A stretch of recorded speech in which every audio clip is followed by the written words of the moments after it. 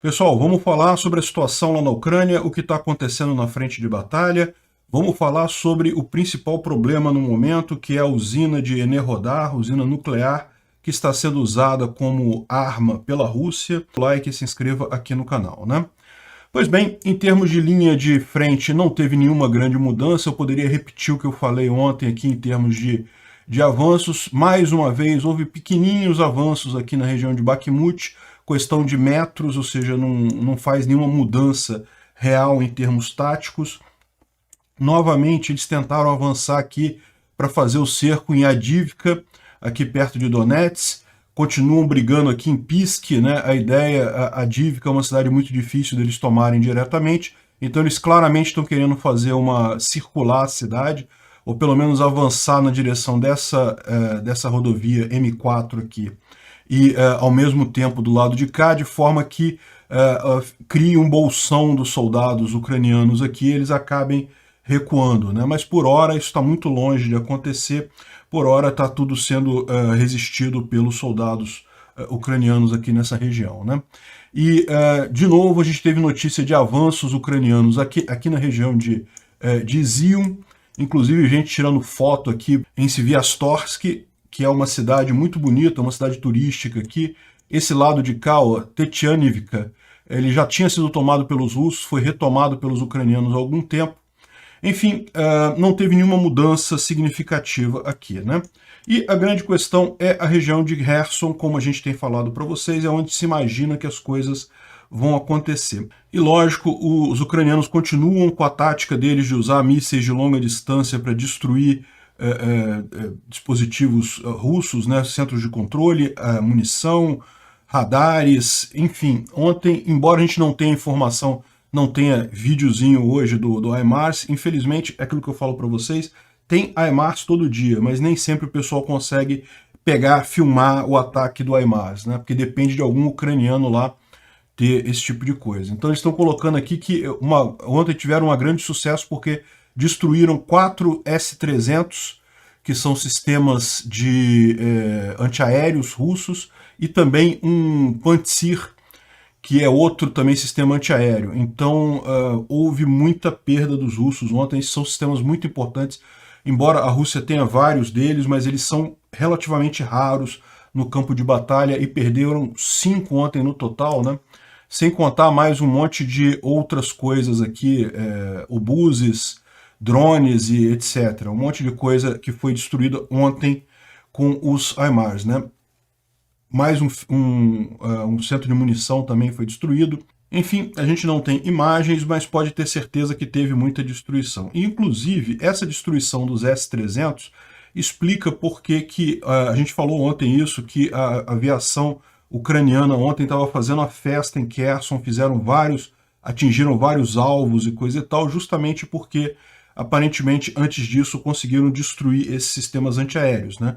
É muito complicado voar com um avião onde tem esse tipo de sistema, porque o seu avião pode ser alvejado com muita facilidade. A coisa tá caminhando lá no sul, e a coisa curiosa que aconteceu ontem, lembra, dia 6 de agosto era um dia que estava mais ou menos marcado da seguinte forma: o comando ucraniano falou que esperava uma ofensiva russa no dia 6 de agosto. E daí os russos estavam interpretando isso como dizendo que seria um ataque ucraniano no dia 6 de agosto. Ou seja, eles estão falando assim, não, a gente não vai atacar. Então certamente os ucranianos estão falando isso para disfarçar o fato de que eles vão atacar no dia 6 de agosto. Acabou que ninguém atacou no dia 6 de agosto. Ou melhor, houve uma pequena tentativa de ataque aqui dos russos aqui em Kherson contra uma cidadezinha. Isso é raro, já faz muito tempo que os russos não tentam avançar em lugar nenhum aqui na região de Kherson, porque realmente não tem capacidade para isso. As forças ucranianas são muito fortes aqui, mas teve essa tentativa, foram destruídos e coisa e tal, e tiveram que retornar, não conseguiram tomar nada, mas enfim, aconteceu isso, né? E aí, esse tipo de coisa, esse jogo de palavras, né, dos ucranianos estarem falando tanto sobre essa ofensiva em Kherson, como é que eles vão fazer, né, avisando às pessoas, aos civis lá, que é para juntar alimentos e não sei o que lá. Isso levanta uma dúvida, né? Assim, é uma boa tática militar você avisar que vai fazer um ataque desse? Porque, Em tese, o fator surpresa é uma coisa positiva, né? Você pegar o seu inimigo desprevenido é muito melhor do que você avisar ele que vai atacar, né? E aí é curioso isso, justamente o Phillips O'Brien, que é um especialista militar escocês, ele está fazendo uma análise disso, ele perguntando assim, ó, a estratégia, a Ucrânia e a estratégia de telegrafar as intenções ou não. Ou seja, o que ele está querendo dizer aqui, né? Exatamente o que a Ucrânia está fazendo quando ela fica falando que vai atacar em Kherson. Bom, primeiro ele fala aqui um pouco sobre como é que está a situação, ele lembra que realmente teve uma diminuição sensível, né? A gente já falou sobre isso em outros vídeos. Isso daqui é uma imagem do início de julho, e você vê como é a quantidade de fogos que tinha, né? Isso aqui é um registro do satélite FIRMS da NASA, que é o mesmo que identifica queimadas na Amazônia. Então, vê aqui que tinha muita coisa na linha de frente mesmo, muito ataque, e agora você vê a mesma visão do mesmo satélite, agora você vê que tem muito menos isso, justamente porque os russos não estão conseguindo mais fazer chegar na frente de batalhas tantas munições, tantos cartuchos de artilharia, né, devido aos ataques dos HIMARS nos centros de munição. Então, repara como é que realmente está muito mais leve aqui no Donbás o ataque. É aquilo que a gente está falando, os russos ainda estão avançando muito devagar, mas estão avançando, mas está muito perto de chegar no limite deles de não conseguirem avançar mais, né? E bom, aí ele mostra, por outro lado, aqui em Kherson, né? Repara que é a mesma visão do FIRMS, e ele mostra aqui, isso aqui também em julho, dia 9 de julho, mostrando como é que estava bem concentrado na linha de frente aqui, dá para ver direitinho a linha de frente aqui nessa região, né, com os fogos do FIRMS da NASA. E agora, se você olhar agora, está diferente, está muito mais distribuído em toda a região, né? E na visão dele é que isso mostra que, na verdade, a Ucrânia ela já está fazendo esse ataque, já é uma guerra diferente nessa região, né? Inclusive aqui também na região de Zaporizhia, aqui no sul, você tem uma distribuição muito maior desses fogos. A quantidade parece a mesma, mas estão mais distribuídos, né? E aí ele fez uma coisa, ele se perguntando a questão justamente por que a Ucrânia fica falando que vai invadir Kherson. E aí a hipótese que ele coloca aqui, que faz todo sentido no mundo, é porque a Ucrânia sabe que Kherson é favorável para ela geograficamente. Ela tem a vantagem de poder controlar as pontes, são poucas pontes que o pessoal pode atravessar o rio de Dnipro, e o ambiente ali, a região, a geografia é muito interessante para a Ucrânia conseguir conter os russos ali. Então, de certa forma, o fato da Ucrânia ficar falando, insistindo que vai atacar Kherson, que vai atacar essa região, é justamente para atrair as tropas russas para cá. Por quê? Porque daí a Ucrânia enfrenta essas tropas numa situação melhor, numa situação mais favorável para eles, né? Ou seja, o que ele está querendo dizer aqui? Que não esperem que, num curto prazo, a Ucrânia vai, de fato, fazer uma contraofensiva em Kherson. Na verdade, eles vão... A ideia deles, por hora, pelo menos, ainda é atrair muito do exército russo para cá, aliviando o fronte de batalha em outros lugares em que a posição geográfica não é tão favorável assim para os ucranianos, e aí traz um monte de coisa. E, de fato, a gente falou para vocês que os russos trouxeram 30 BTGs aqui para essa região, ou seja, no final das contas, focaram muito do esforço dele. Eles têm um total de 120 BTGs aqui, né? Mas lembra de novo, 120 BTGs que estão todos eles na míngua, né? Com muito poucos soldados. Provavelmente não chegam a 600 soldados, que seria o mínimo de um BTG. Mas, de qualquer forma, uma boa parte desse contingente, um quarto basicamente, foi colocado aqui na região de Kherson pelos russos, justamente prevendo ou acreditando que o exército ucraniano faria essa contraofensiva ali na região. E aí, ou seja, repara como é que os ucranianos agora têm uma grande quantidade de armas russas, uma grande quantidade de pessoal russo naquela região, que eles conseguem atacar com muita facilidade, que eles conseguem destruir com muita facilidade. E daí eles podem usar essa técnica de continuar causando danos aos russos na posição mais favorável possível, né? Então achei interessante a tese dele, me parece razoável. É lógico, essas coisas, gente, isso vai saber exatamente o que é o planejamento daqui a 10 anos, 20 anos, né? Guerra, é lógico que todos os lados escondem informação, ninguém fala tudo, toda a verdade, é tudo muita suposição.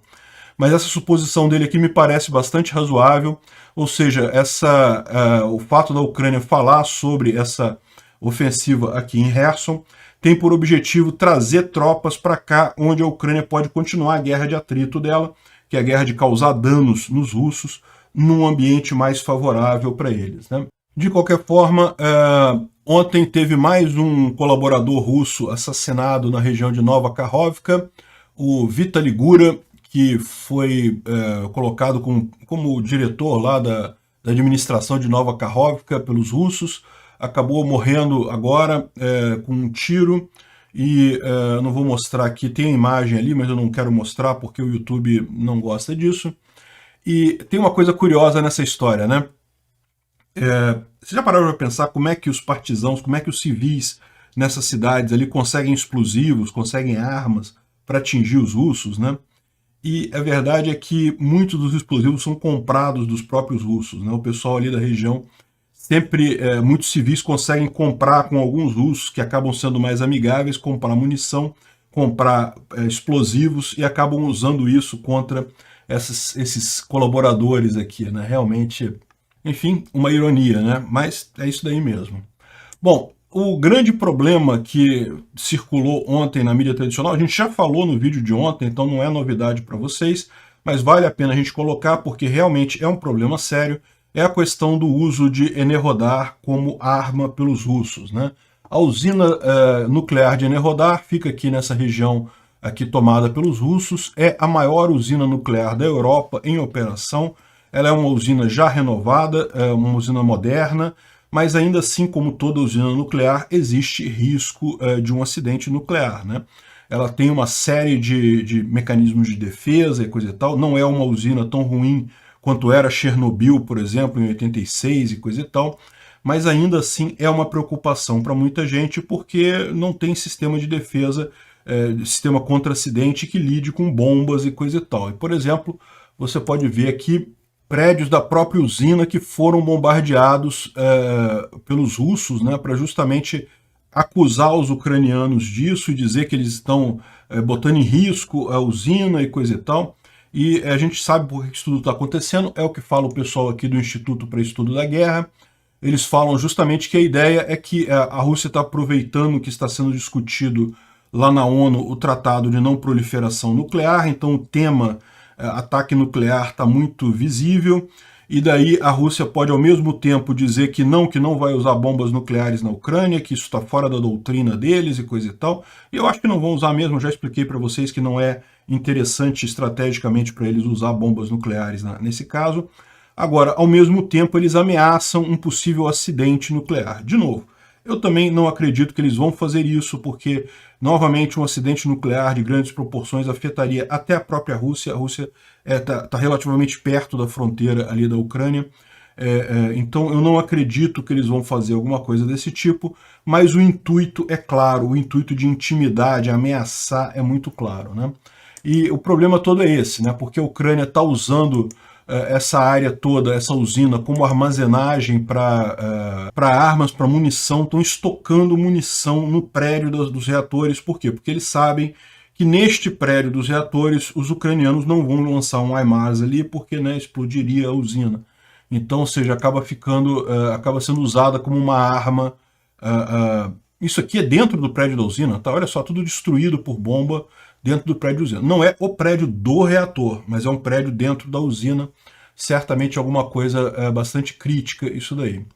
Bom, segundo a informação que a gente tem da própria empresa, né, que está gerenciando a usina lá, ela disse que o problema maior que está todo mundo reclamando, inclusive o pessoal, os inspetores da ONU, é que os monitores de radiação que ficam no entorno da usina foram destruídos pelos russos, né? Os russos ou não sabiam o que era aquilo, ou acharam que podia ser alguma coisa, algum dispositivo de informação ucraniano. Eles destruíram os monitores de radiação que tinha no entorno da usina. Então isso é um problema, por quê? Porque daí você não, se houver um acidente, você não vai ter a medição para saber aonde está indo a radiação, né? Agora, segundo a própria empresa, não existe ameaça, não existe por hora problema com radiação naquela usina ainda. Então isso é uma boa notícia, ou seja, está tudo na fase da ameaça, mas não há de fato problemas significativos por ali, né? E o coronel Vadim Klimenko é o criminoso de guerra que está gerenciando essa ocupação russa de Zaporizhia, né, da usina de Zaporizhia, né? Então, esse cara é o criminoso de guerra que está comandando essa invasão russa lá. Bom, tivemos mais uma boa notícia. Os Estados Unidos vão mandar mais $1 bilhão em armas para a Ucrânia, que vai incluir munição para a HIMARS e também o sistema NASAM de proteção de sistema antiaéreo, né? Ou seja, é o mesmo sistema que é usado na Casa Branca para proteção antiaérea, é um sistema muito bom e vai ser enviado para a Ucrânia nesse pacote de agora. Lembra, esse aqui é outro pacote. A gente falou no início da semana passada que tinha um pacote de $550 milhões com munição de HIMARS e coisa e tal. Esse aqui já é outro pacote, excelente a notícia, né? E entrando nesse assunto, a Anistia Internacional, a gente falou sobre esse caso também alguns dias atrás, quando saiu esse reporte aqui da Anistia Internacional, e falando um absurdo, culpando a Ucrânia por morte de civis, uma coisa totalmente propaganda russa clara. E eu falei quando eu falei sobre esse reporte absurdo aqui da Anistia Internacional, que o problema aqui é claro, né? Direitos humanos, olha só, eu quero deixar muito claro, eu fico com muito medo de criticar essas entidades de direitos humanos e o pessoal achar que eu não acredito em direitos humanos. Não, eu sou advogado, eu conheço esse negócio, eu sei da importância dos direitos humanos, eles são princípios, inclusive, libertários. Agora, essas organizações para cuidar de direitos humanos são infestadas de esquerdistas. São mesmo, infestadas de esquerdistas. E esquerdista, para ser apoiador do Putin, é um pulo. E o que a gente descobriu é exatamente isso. Quem escreveu esse artigo aqui especificamente foi justamente a mesma mulher que fez esse documentário da CBS aqui, dizendo que menos de 30% das armas que o Ocidente manda para a Ucrânia chegam na linha de frente. Que, de novo, é outra propaganda russa clara nesse caso. Ou seja, está mais do que na cara que essa mulher, que é a escritora desse artigo, é simplesmente uma agente russa. É muito normal isso, ou seja, a Anistia Internacional, eu não sei se a entidade inteira está comprometida, mas certamente existe gente comprometida com a Rússia ali dentro, né? Um absurdo completo.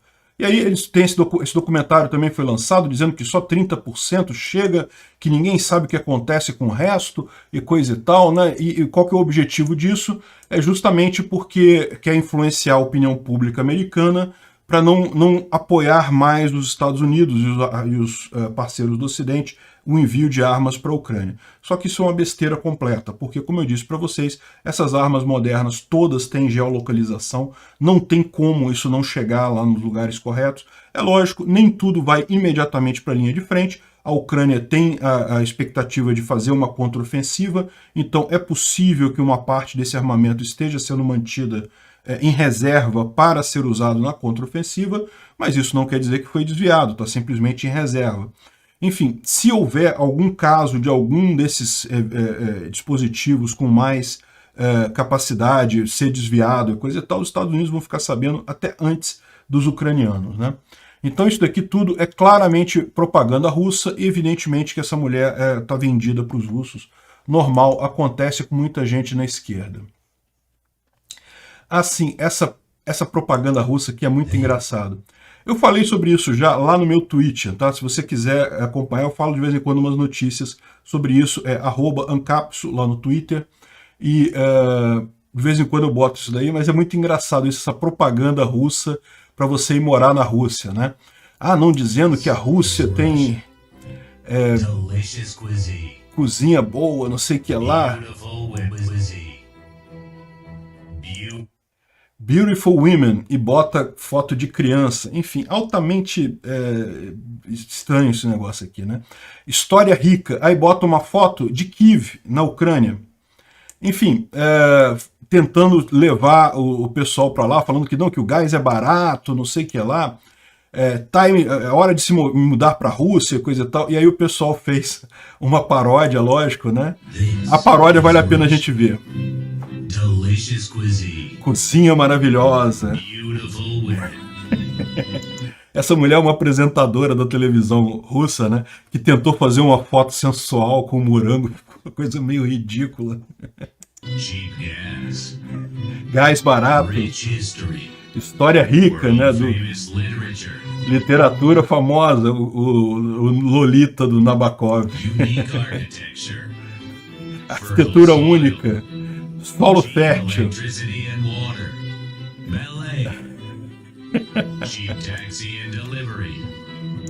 Bom, vocês entenderam a ideia. Não vamos assistir o troço todo aqui, mas realmente fica mais do que ridícula essa propaganda russa aqui, né? Bom, finalmente os Estados Unidos vão sancionar a namorada do Putin, a Kabaeva, entrou para a lista de sanções dos Estados Unidos. Excelente coisa, foram mais 900 pessoas, 893 pessoas que entraram para essa lista de sanção. É isso daí, a ideia é cada vez ir pegando mais gente. No final das contas não tem como fugir, esse pessoal é todo muito ligado ao Putin, né? Merece a sanção. Bom, outras coisas estranhas na Rússia, o Dr. Alexander Shiplyuk, ele é um engenheiro especialista no famoso míssil hipersônico da Rússia. Lembra que eles usaram umzinho lá no início da guerra, depois não usaram mais e coisa e tal. E ele é o cara que era o chefe do programa russo de desenvolvimento desse míssil e acabou de ser preso em acusações de traição. A gente não tem informações mais sobre o que foi exatamente, qual foi a acusação que foi feita contra ele, mas isso mostra também como é que está o clima de perseguição lá na Rússia, né? O pessoal tentando achar culpados aí para o fracasso russo nessa guerra.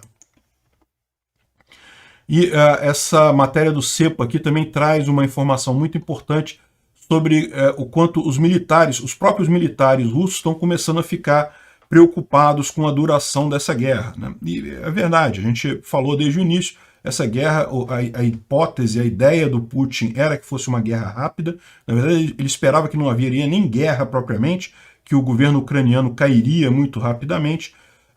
Depois disso, tentou pegar Donbás para tentar salvar a cara e coisa e tal, só que ele está vendo que está chegando numa situação que nada vai se resolver tão rápido. A Rússia estava contando com o Ocidente se cansar dessa guerra, tanto que você pode ver aí, volta e meia vem uns propagandistas russos aqui no meu comentário, estou de saco cheio dessa guerra, não fale mais dessa guerra. Amigos, o YouTube só mostra vídeo para você se você escolher, então não precisa vir comentar, eu vou continuar falando dessa guerra até o último dia dela, e se você acha que vai convencer as pessoas de que ninguém mais está interessado na Ucrânia, você está enganado. Já tem gente falando assim, não, agora tem que falar de Taiwan, não é mais Ucrânia. Não tem, Taiwan é uma coisa que não vai acontecer tão cedo, e vamos continuar falando de Ucrânia sim.